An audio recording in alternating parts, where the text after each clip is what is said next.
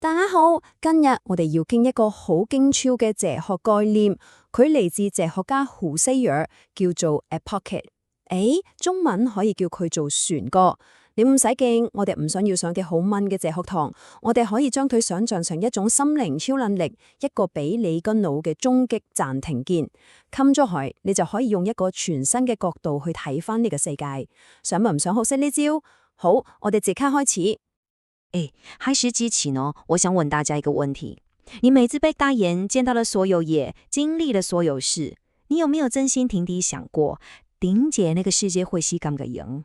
定是其實我哋一早都慣晒，當做一切都是理所當然嘅呢？OK，為咗搞清楚呢個概念，我哋不如用一個比喻啦。試下想象一下，我哋每日嘅生活經驗，其實就好似我哋坐咗喺醫院入面，全神貫注咁睇緊一場戲。喺呢套戲裏面呢，我哋會笑、會喊、會跟住個劇情好緊張。我哋每日處理緊嘅就係呢啲僵象。份工點算啊？今晚食咩好啊？嗰個人信不信得過？我哋完全投入晒。而呢種狀態呢，胡西爾就叫佢做自然態度。簡單啲講，就係我哋淨係關心套戲嘅劇情發展，完全入晒戲。但是呢，在那一切背後，其實收埋住了一個我們從來都沒有懷疑過的最大假設，就是那個世界是一早在那理所當然的存在的。胡塞爾話，那種世界的預先給予性，就是綁住我們思想最強大，也都最隱蔽的一條繩。我們從來都沒有想去質疑它，是不是？不過呢，哲學家就是那種人，在戲院看戲看到一半，會突然之間好奇心爆棚。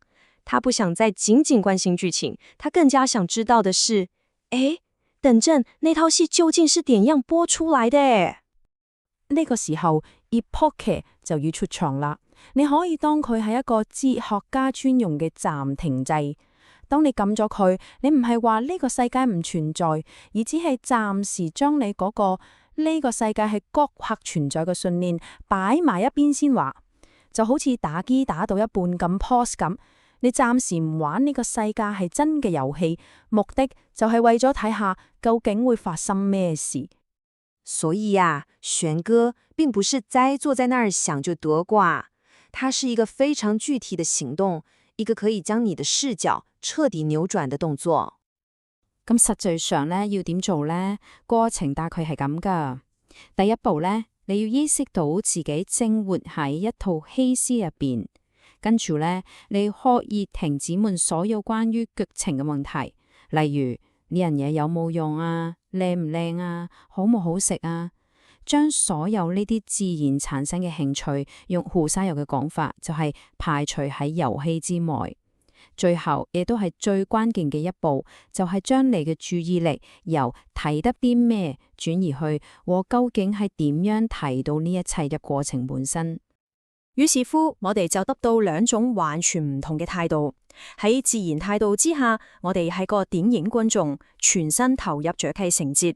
但係當我哋執行咗玄哥之後呢，我哋就採取咗胡西爾所講嘅超越態度，就好似偷完之間由觀眾席行入放映室，做咗一個放映師。我哋唔再淨係關心熒幕上面嘅故事，而係開始研究部放映機、啲菲林同埋個束光本身。好，咁當我哋由觀眾席行咗入嚟呢個意式嘅放映室之後，我哋會發現啲咩驚人嘅秘密呢？首先要講清楚一樣好重要嘅嘢，你撳咗暫停鍵，套戲係冇消失到嘅，個世界仲喺度，所有嘢都仲喺度，唯一唔同嘅係你開始用一個全新嘅方式去理解佢哋。